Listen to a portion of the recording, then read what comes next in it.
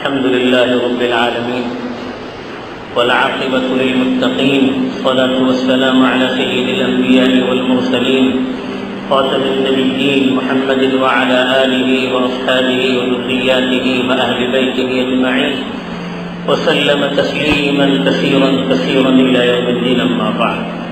میرے دینی اور ایمانی بھائیوں، بزرگوں اور دوستوں، اللہ کے محبوب بندوں کی صفات کا جو سلسلہ چلا تھا، آج کے خطبے میں ان کی چھٹی صفت بیان کی گئی ہے. رحمان کے جو بندے ہیں ان کی صفات میں سے ایک صفت کا تذکرہ آج کے خطبے میں کیا گیا ہے. پچھلے خطبوں میں ظاہری اعتبار سے جو اچھی صفات تھی ان کی طرف اشارہ کیا گیا تھا. آج کے خطبے میں اندرونی جو ان کی صفت ہے، جو ساری صفات کی ماں کہلائی جاتی ہے، جس کے بغیر اللہ کے یہاں کوئی صفت مقبول نہیں ہو سکتی، اس صفت کی طرف اشارہ کرتے ہوئے قرآن نے کہا ہے وَالَّذِينَ لَا يَدْعُونَ مَعَ اللَّهِ إِلَٰهًا آخَرَ. رحمان کے بندے وہ ہیں جو اللہ کے ساتھ کسی دوسرے معبود کو نہیں پکارتے ہیں. الہ کا مطلب ہوتا ہے جس کی طرف انسان رجوع کرے، اپنی پریشانی میں، اپنی مصیبت میں، اپنی ضروریات میں جس کی طرف انسان رجوع کرتا ہے، جس کی انسان عبادت کرتا ہے، اس کو الہ کہتے ہیں. قرآن مجید نے صاف تعارف کیا ہے. اللہ کی جو صفات ہیں اس کا تعارف کرتے ہوئے بہت ساری چیزیں بیان کی. امن خلق السماوات والارض وانزل لكم من السماء ماء فانبتنا به حدائق ذات بهجة ما كان لكم ان تنبتوا شجرها أإله مع الله. فرمایا کہ جو شخص جس ذات نے زمین اور آسمان کو پیدا کیا، آسمان سے پانی برسائے، زمین سے درخت اگائے، حالانکہ تمہارے بس میں نہیں تھا کہ ایک پودا بھی اگا سکے. اللہ کے حکم کے بغیر ایک پودا بھی کوئی انسان اگا نہیں سکتا. کہا کہ وہ جو پروردگار ہے، کیا اس کا کوئی شریک ہو سکتا ہے؟ اس کا کوئی ساتھی ہو سکتا ہے؟ اس کا کوئی پارٹنر ہو سکتا ہے؟ پھر کہا من جعل الارض قرارا وجعل خلالها انہارا وجعل لها رواسي وجعل بين البحرين حاجزا أإله مع الله. اللہ پوچھتے ہیں کہ جس نے زمین کو تمہارے لیے قرار کی جگہ بنائے، راحت کی جگہ بنائے، اور پھر زمین میں جگہ جگہ اللہ نے نہریں جاری کر دی ہیں. ہر جگہ دیکھیے نہریں ملتی ہیں، اور جگہ جگہ پہاڑ کو اللہ نے کھڑا کیا، اور پھر دو سمندروں کے درمیان اللہ نے دیوار کھڑی کر دی. آپ دیکھتے ہیں ایک جگہ سفید پانی ہوتا ہے، ایک جگہ ہرا پانی، دونوں مل نہیں سکتے، درمیان میں ایک دیوار کھڑی ہوتی ہے. اللہ نے کہا جس پروردگار نے اتنی ساری نعمتوں کو تمہارے سامنے پیش کی، اتنی بڑی بڑی چیزیں پیدا کی، کیا اس کا کوئی شریک ہو سکتا ہے؟ اس کا کوئی پارٹنر ہو سکتا ہے؟ أَمَّن يُجِيبُ الْمُضْطَرَّ إِذَا دَعَاهُ وَيَكْشِفُ السُّوءَ وَيَجْعَلُكُمْ خُلَفَاءَ الْأَرْضِ أَإِلَٰهٌ مَّعَ اللَّهِ. اللہ پوچھتے ہیں جو پریشان حالوں کی پریشانی کو دور کرتے ہیں، ان کی مصیبتوں کو ٹالتے ہیں، اور تمہیں زمین پر اپنا جانشین بناتے ہیں، کیا ان کا کوئی شریک ہو سکتا ہے؟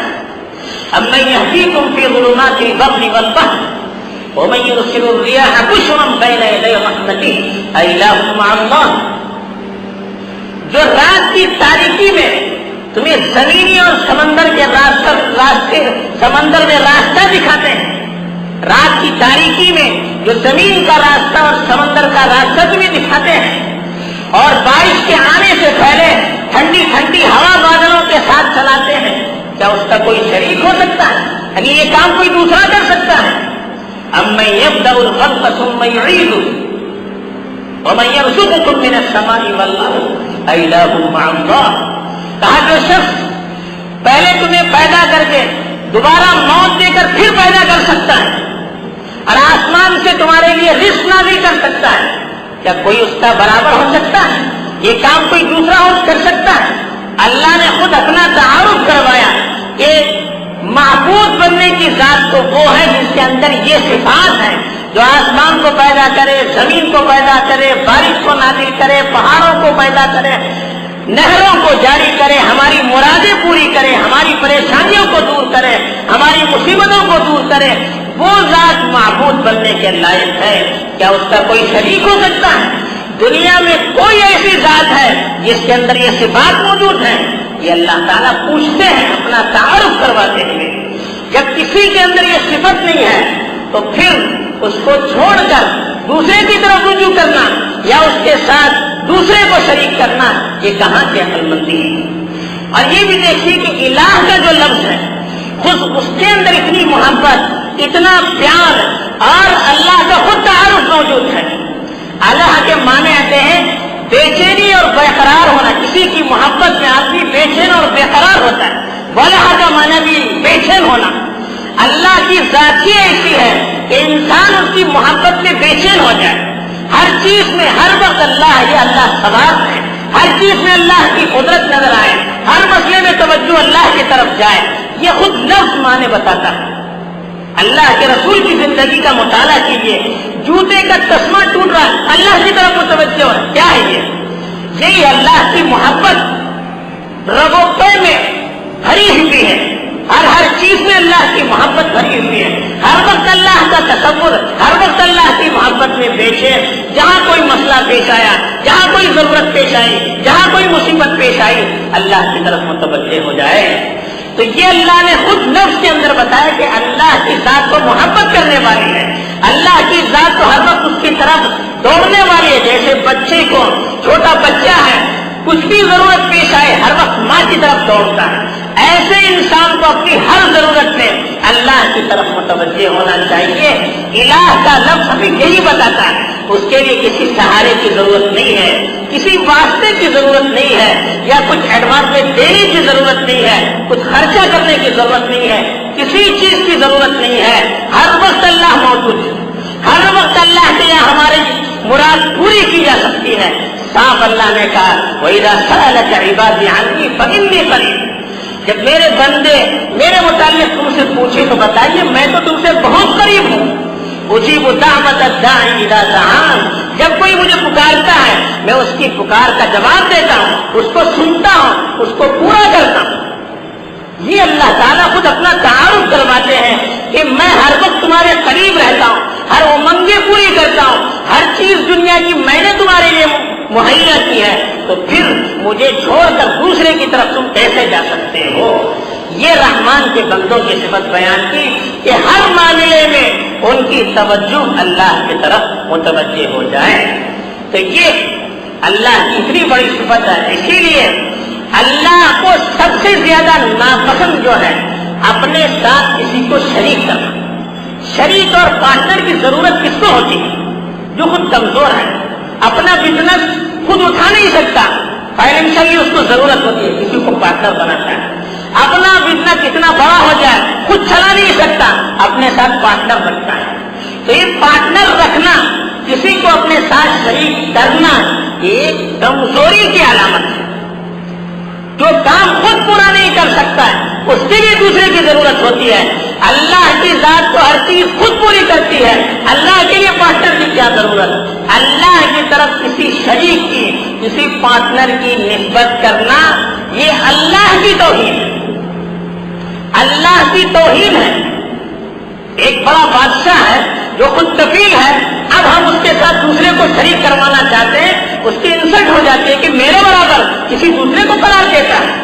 تو اللہ کے برابر یا جو صفتیں اللہ کی ہیں اس میں دوسرے کو شریک کرنا یہ اللہ کی توہین ہے، اس کو اللہ تعالیٰ کبھی برداشت نہیں کرتے۔ اسی لیے کہا ان اللہ لا یغفر ان یشرک بہ ویغفر ما دون ذلک لمن یشاء۔ اللہ تعالیٰ شرک کو کبھی معاف نہیں کرتے۔ اللہ کے ساتھ کسی کو پارٹنر قرار دینا یا جو چیزیں اللہ کی ہیں ان چیزوں کو بندوں میں ہم شمار کرنا کہ بندے کے اندر بھی یہ صفت پائی جا سکتی ہے، اس کو اللہ تعالیٰ کبھی معاف نہیں کر سکتے۔ اس کے علاوہ آدمی کتنا بھی بڑا گناہ کرے، شراب پیے، جوا کھیلے، زنا کرے یا اور کچھ بھی کرے، کرنے کی اجازت نہیں ہے۔ اگر کوئی کرے تو اللہ چاہے تو بغیر توبے کے معاف کر سکتا ہے۔ لیکن شرک ایسی چیز ہے بغیر توبے کے اللہ معاف نہیں کر سکتا، اس لیے کہ اللہ کی شان میں سب سے بڑی گستاخی ہے، اس لیے کہا ان الشرک لظلم عظیم، ظلم کہتے الٹا کام کرنا، غلط کام کرنا، کہ غلط کاموں میں سب سے بڑا غلط کام اللہ کے ساتھ کسی کو شریک کرنا، اس لیے کہ جس اللہ نے ہمیں سب کچھ دیا اس اللہ کو چھوڑ کر دوسرے کی ہم پوجا کر رہے ہیں، اس کے ساتھ دوسروں کو شریک کر رہے ہیں، اس کو چھوڑ کر اس کی مخلوق سے اپنی مرادیں پوری کرنے کی فکر کر رہے ہیں، تو پھر اس سے بڑھ کر ظلم، اس سے بڑھ کر بیوقوفی، اس سے بڑھ کر غلطی اور اس سے بڑھ کر الٹا کام کون سا ہو سکتا ہے؟ تو اس لیے کہا ان الشرک لظلم عظیم، شرک سب سے بڑا گناہ ہے، سب سے بڑا گناہ جو ہے الٹے کاموں میں، غلط کاموں میں سب سے بڑا غلط کام یہ شرک، اللہ کے ساتھ کسی کو شریک قرار دینا، یہ اللہ کو کبھی پسند نہیں ہے۔ اسی لیے اس کی جو مثالیں قرآن نے بیان کی ہیں غیر اللہ کی، دیکھیے اللہ کو چھوڑ کر دوسروں سے وہ یقین کرنا جو اللہ سے ہو سکتا ہے، جو چیزیں اللہ کے ساتھ خاص ہیں اس کو کسی بندے میں یا کسی دوسری چیز میں ہم تصور کریں، اس کو شرک کہتے ہیں۔ اللہ نے مثلا ہمیں پیدا کیا، دنیا کا نظام اللہ چلاتا ہے، ہم یہ سوچیں کہ دوسرا بھی اس میں شریک ہے، یہ شرک ہے۔ اب شرک جیسے اللہ کی توہین ہے، انسانیت کی بھی توہین ہے۔ دیکھیے جو درخت جس کو اللہ نے پیدا کیا ہماری خدمت کے لیے، گائے ہے اللہ نے پیدا کیا ہماری خدمت کے لیے، سورج ہے اللہ نے ہماری خدمت کے لیے پیدا کیا، چاند ہے اللہ نے ہماری خدمت کے لیے پیدا کیا، اب ان کے سامنے ہم اپنے سر کو جھکاتے ہیں تو اس سے بڑھ کر ذلت اور توہین کیا ہو سکتی ہے؟ اس سے ہم مانگتے ہیں، ایک آدمی اپنے نوکر سے مانگنا شروع کرے تو اس کی توہین ہے۔ ایک مالک اپنے نوکر کے سامنے ہاتھ پھیلاتا ہے تو اس سے بڑھ کر کیا توہین ہو سکتی ہے؟ تو انسانیت کی توہین ہے۔ ایک آدمی مر چکا ہے جو اللہ کی رحمت کا محتاج ہے، اب اس کی قبر کے سامنے جا کے ہم مانگ رہے ہیں، اس سے مانگ رہے ہیں جو خود اللہ کی ذات کا محتاج ہے، تو اس سے بڑھ کر کیا توہین؟